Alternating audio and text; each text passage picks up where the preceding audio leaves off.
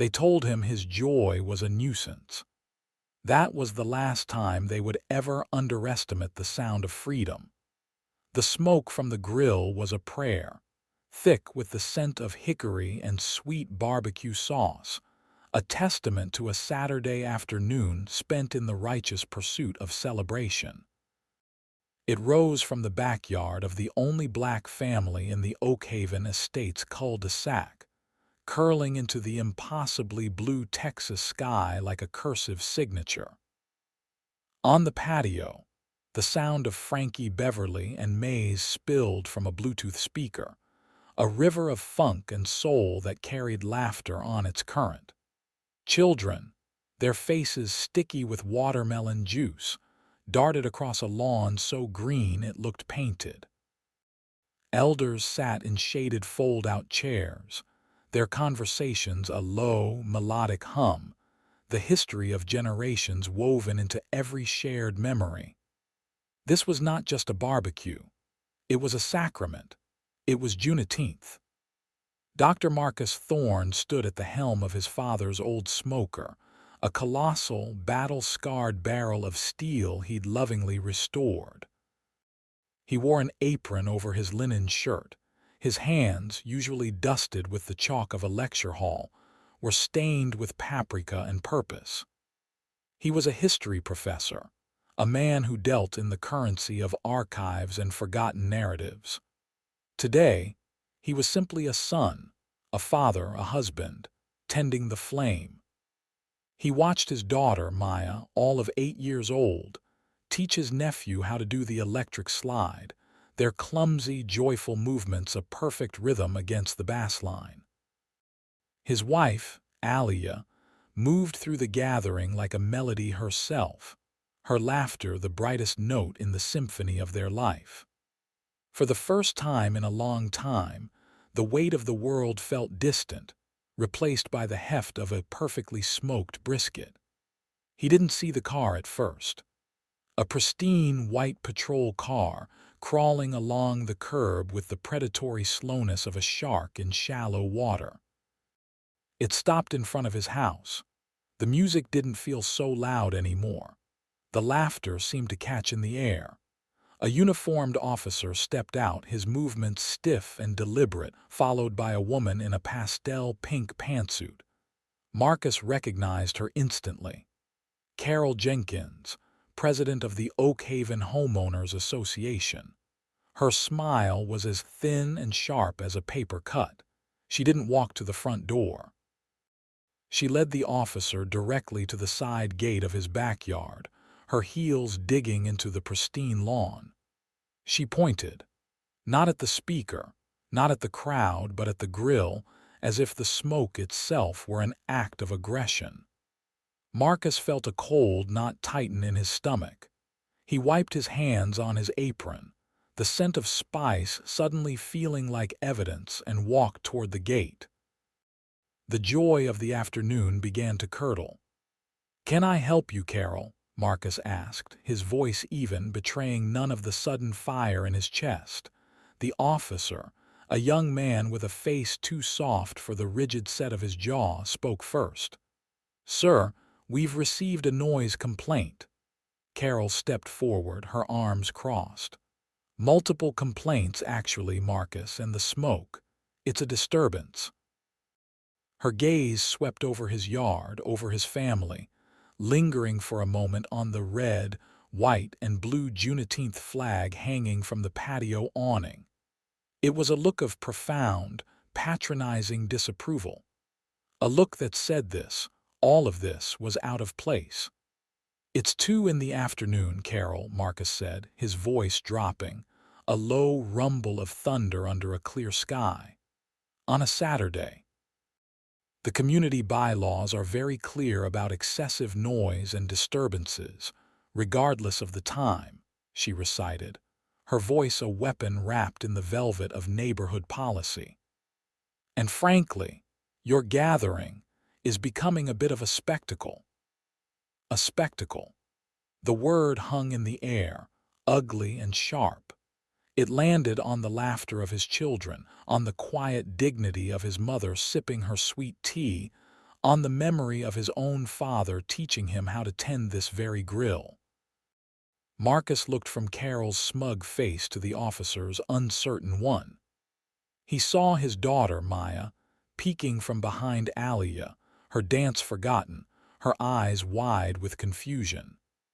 In that moment, the entire history of what this day meant, of what it cost to find a space to simply be joyful and black in America, coalesced into a single point of unbearable pressure. This wasn't about the music. It was never about the music. Marcus's world shrank to the space between his fence and Carol Jenkins's perfectly manicured condescension. The bass line from the speaker felt like a distant heartbeat, a life support system for a joy that was quickly flatlining. His mother, a woman who had seen the tail end of Jim Crow with her own eyes, now watched from her chair, her face a mask of weary resignation. She'd seen this play before. Different actors, same script. A spectacle, Marcus repeated, the words tasting like ash in his mouth. He looked past Carol at the pristine houses lining the street. At the Hendersons' house, where last 4th of July, fireworks were being shot from the driveway until well past midnight, the explosions rattling his windows. He remembered the rock music, so loud his walls vibrated. He hadn't complained. It was a holiday. Joy, he believed, was not a zero-sum game. The officer cleared his throat, shifting his weight. "Sir, we just need you to turn the music down. Keep it contained." "Contained," Marcus echoed. He looked at the officer's name tag, Miller. "Officer Miller, do you know what day it is?" Miller blinked. "It's Saturday, sir." "It's June 19th, Marcus said, his voice taking on the cadence of his lecture hall, calm, deliberate, heavy with fact. "It's Juneteenth, a federal holiday, commemorating the end of slavery in this country. This isn't just a gathering, it's a celebration of freedom." Carol let out a short, dismissive laugh. "Oh, for heaven's sake, Marcus, don't make this into one of your history lessons. We are a community of rules. Whether it's Christmas or the 4th of July or this, the rules apply to everyone." The lie was so blatant, so audacious, it almost took his breath away. The rules had never applied to everyone. They were a net, designed to catch some and let others swim free. Alia walked over, her hand finding his.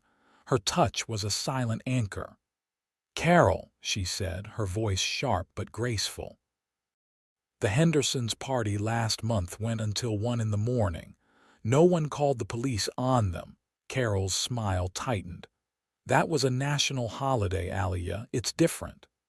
"And Juneteenth is not," Marcus pressed. "It's not traditional," she said, finally letting the quiet part out loud. There it was. The unvarnished truth. His joy, his history, his freedom, it was not traditional. It was an anomaly in their quiet, orderly, white world. It was the spectacle.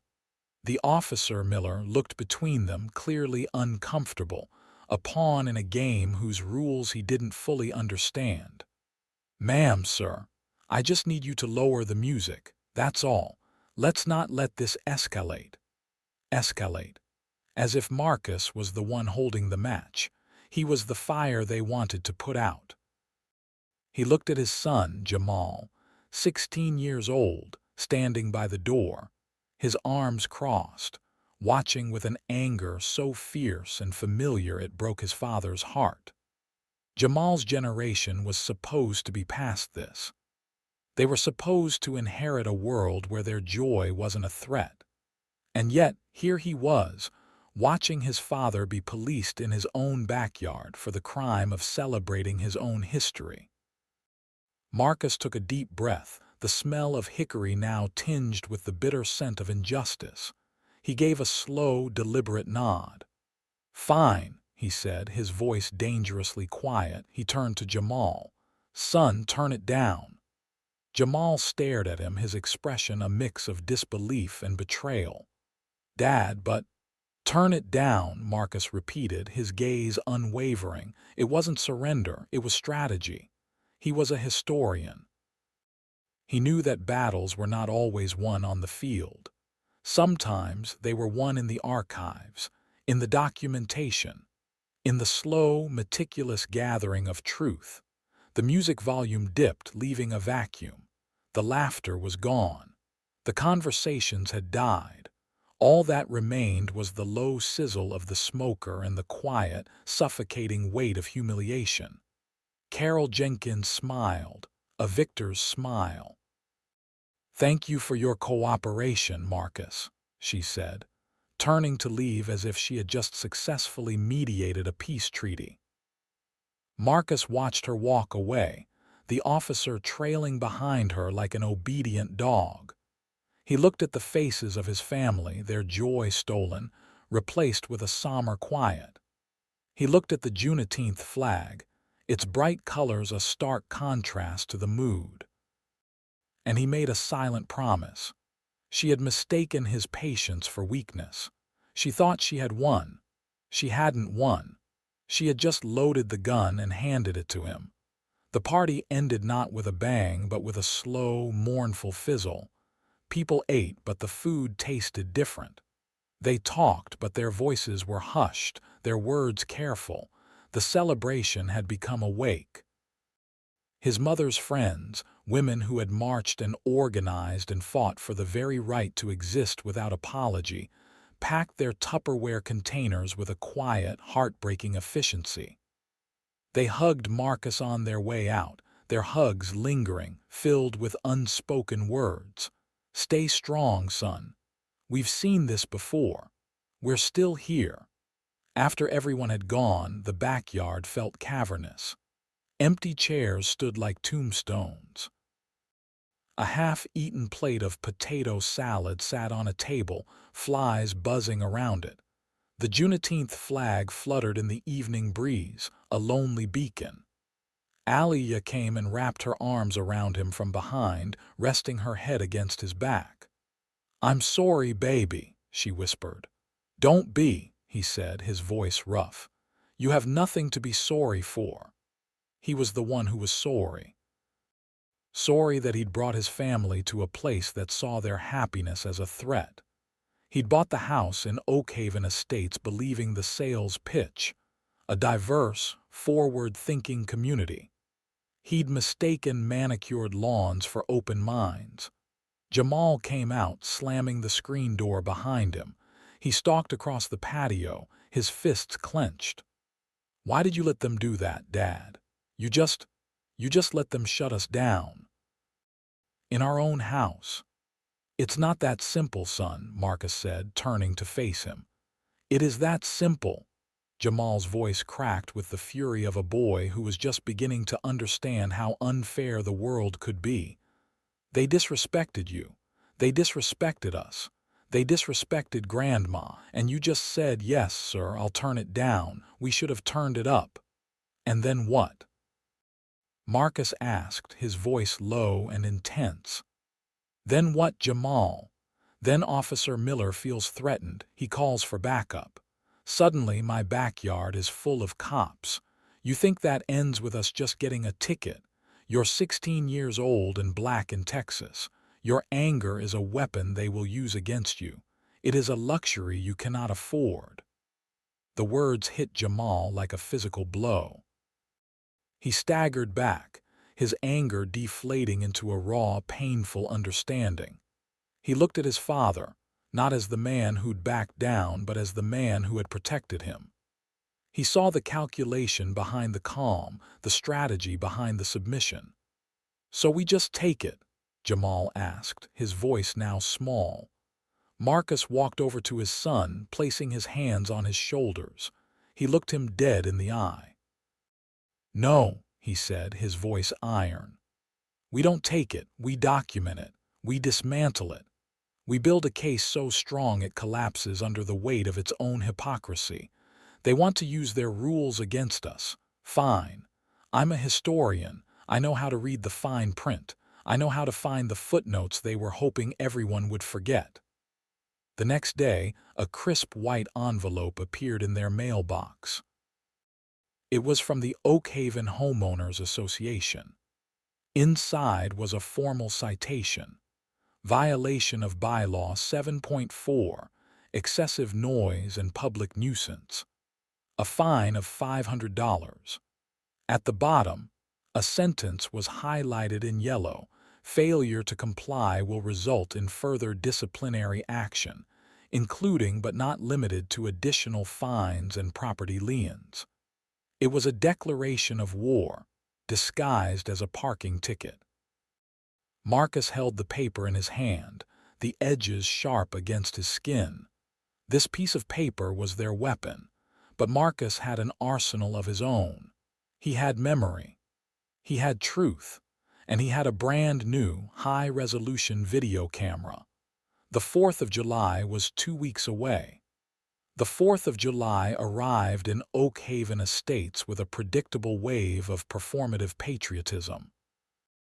American flags, much larger and more numerous than Marcus's lone Juneteenth banner, sprouted from every lawn. The air, which 2 weeks ago was allegedly thick with the nuisance of his barbecue smoke, was now choked with the sulfurous haze of firecrackers, set off by teenagers in the middle of the street. Marcus didn't decorate. He observed. From his study window, which overlooked the Hendersons' backyard next door, he set up his camera on a tripod, the lens focused and waiting. He wasn't just a professor anymore. He was a field researcher, and this cul-de-sac was his dig site. By 6 p.m., the Hendersons' party was in full swing. A massive speaker system, far larger than his portable one, blasted classic rock at a volume that made his windows vibrate. Dozens of people spilled across their lawn, their laughter loud and unrestrained. No one called it a spectacle. They called it a party. Marcus pressed record.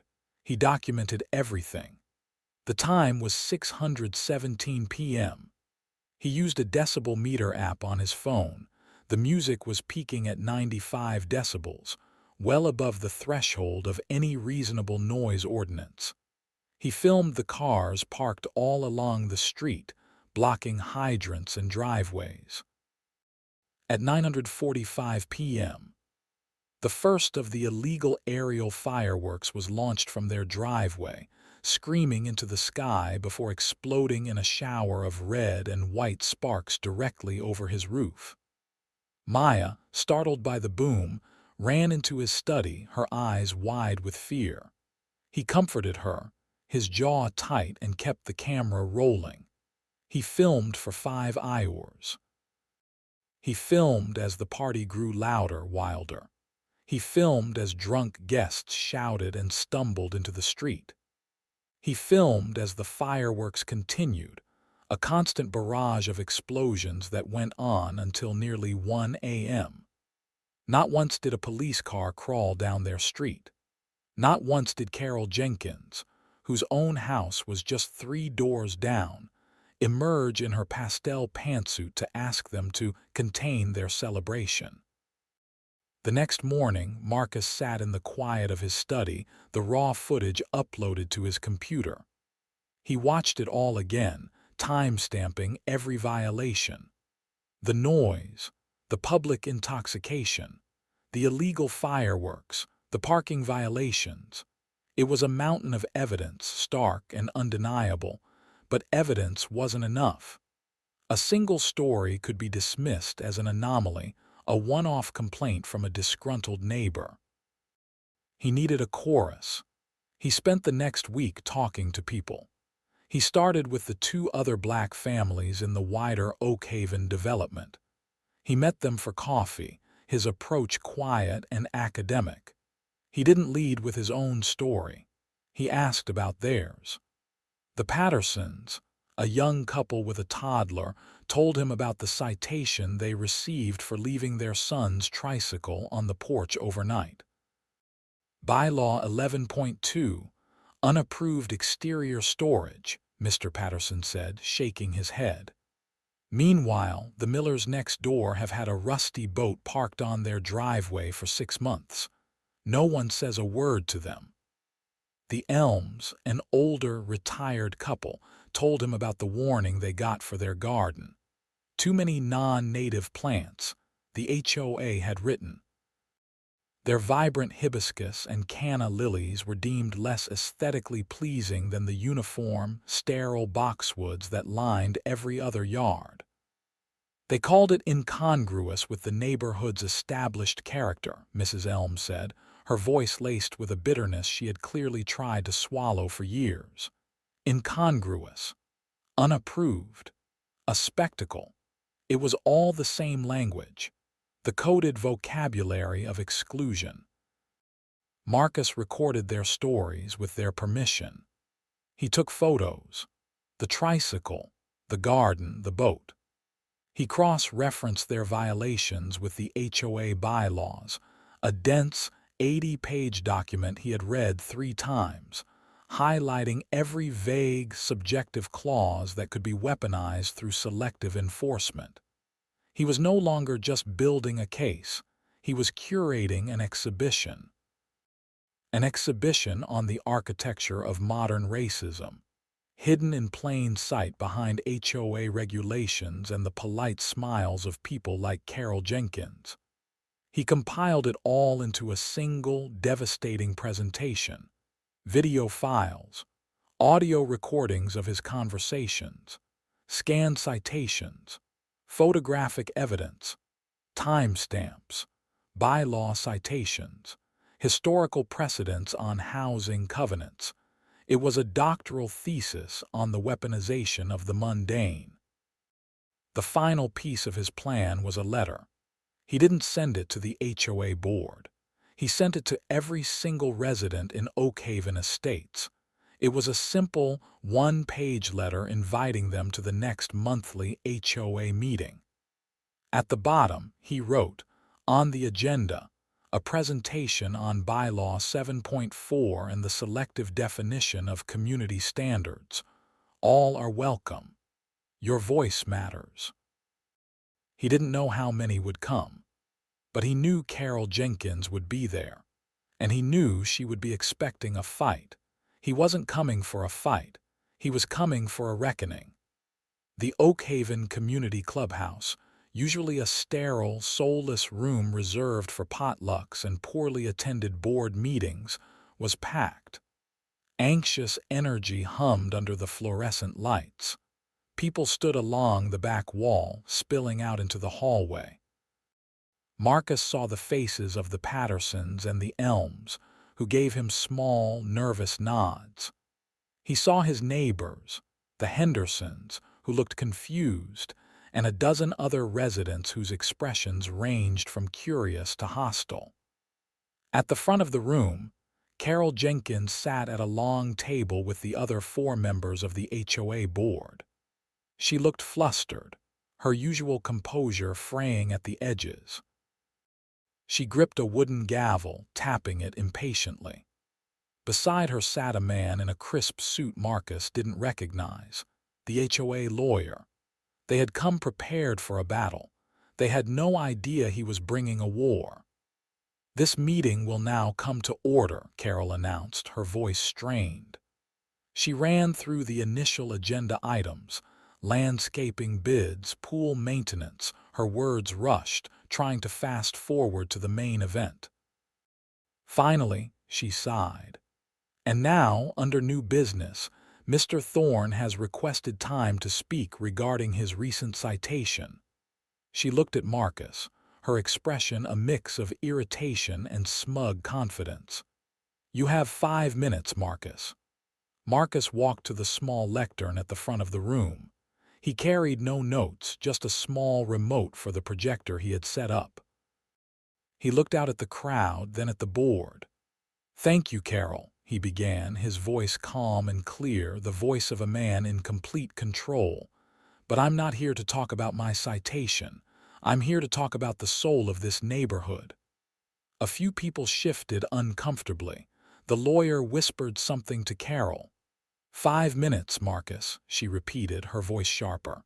"I won't need that long," he said. He clicked the remote. The projector screen behind him lit up. It was a video of the Hendersons' 4th of July party. The deafening rock music filled the room. The camera panned across the crowd, the illegal fireworks exploding in the night sky. He let it play for a full minute in silence, the evidence washing over the room. The Hendersons sank lower in their chairs, their faces flushed. He clicked the remote again. The video stopped, replaced by a side-by-side image. On the left, a photo of his family's quiet Juneteenth gathering taken before the police arrived. On the right, a still from the chaotic 4th of July party. Underneath, he'd superimposed the decibel readings. 75 dB for his, 95 dB for theirs. Bylaw 7.4, Marcus said, turning to the board. Prohibits excessive noise. My celebration was deemed excessive. Theirs was not. I was fined $500. They were not. I would love for the board to explain the standard being applied here. What is the metric for a nuisance in Oak Haven? The lawyer started to stand. Mr. Thorne, the board is not required to debate its enforcement decisions in a public forum. I'm not debating, Marcus said, his eyes locking with the lawyer's. I'm presenting evidence of a pattern. He clicked the remote. A photo of the Pattersons' tricycle appeared next to a photo of the Millers' rusty boat. He clicked again. A photo of the Elms' vibrant, incongruous garden next to a photo of another neighbor's overgrown, weed-choked yard that had never received a warning. Click, click, click. For every violation notice issued to a black family, he presented a mirror image, a more egregious violation by a white family that had been completely ignored. The room was silent. The air was thick with the undeniable truth of his presentation. It was a meticulous, damning indictment. This isn't about noise or tricycles or gardens, Marcus said, his voice rising with a controlled passion. It's about who gets to belong without condition. It's about the quiet, insidious ways that rules are used not to build community, but to police it. This is about whose traditions are considered normal and whose are considered a spectacle. He turned his gaze directly to Carol. You stood in my yard, and you told me my celebration of freedom was a problem. You brought a police officer to my home to intimidate my family. You did it not because we were loud, but because we were different, because our joy didn't fit your definition of community character. Carol's face was pale. She opened her mouth, but no words came out. The fine you issued me is not a fine, Marcus continued, his voice resonating through the room. It's a tax for living while black in Oak Haven. And I am not paying it. He paused, letting the weight of his words settle. Then came the final, devastating blow. A man stood up from the back of the room. He was tall, impeccably dressed, with a commanding presence. It was Benjamin Clark, one of the most prominent civil rights attorneys in the state of Texas, a man Marcus knew from his work at the university. My name is Benjamin Clark, the attorney announced, his voice booming. And I am representing Dr. Thorne, the Patterson family, and the Elm family. Based on the meticulously documented evidence of discriminatory practices and targeted harassment presented here tonight, we will be filing a class action lawsuit against the Oak Haven Homeowners Association and its board members for violations of the Fair Housing Act. We will be seeking punitive damages, a full-scale federal investigation into your enforcement practices, and the immediate resignation of the board president. The room erupted. Carol Jenkins stared, her face a mask of pure, unadulterated shock. The HOA lawyer looked like he had been physically struck. The residents were on their feet, some shouting, some filming, some staring in stunned silence. Marcus stood at the lectern, calm amidst the storm he had created. He hadn't raised his voice. He hadn't made a threat. He had simply held up a mirror, and the reflection had shattered the entire room. The lawsuit was a firestorm. The story was picked up by local news, then national outlets. The historian vs. the HOA became a headline, a parable for modern suburbia. The Oakhaven Board, faced with irrefutable evidence and mounting legal fees, folded within a month. The settlement was sweeping. They rescinded all the contested fines, issued a formal public apology, and the entire board, including Carol Jenkins, was forced to resign. The HOA was placed under a court-ordered monitoring program to ensure fair and equitable enforcement of its bylaws, which were themselves rewritten with the help of civil rights advocates. Carol Jenkins sold her house and moved away 6 weeks later. She left quietly, without a word. One Saturday afternoon, months later, Marcus was in his backyard. The air was cool, the sky a placid, cloudless blue. The big steel smoker was cold, but the Juneteenth flag still hung from the patio awning, its colors bright and defiant. He held his father's old, worn grilling tongs in his hand, feeling the familiar weight of the metal. The war was over. The quiet was peace, not suppression. Jamal came out and stood beside him. He looked at the flag, then at his father. "Did we win, Dad?" he asked, his voice soft. Marcus looked from his son's face to the flag, then out across the yards of Oakhaven. He saw Mr. Patterson's son riding his tricycle freely on the sidewalk. He saw the elms tending to their brilliant, blooming hibiscus. The sounds he heard were just the sounds of a neighborhood at peace, a lawnmower in the distance, children laughing, a dog barking, the sound of people simply living. He squeezed his son's shoulder, a profound sense of calm settling deep in his bones. "Some victories aren't loud, son," he said. "They're just free."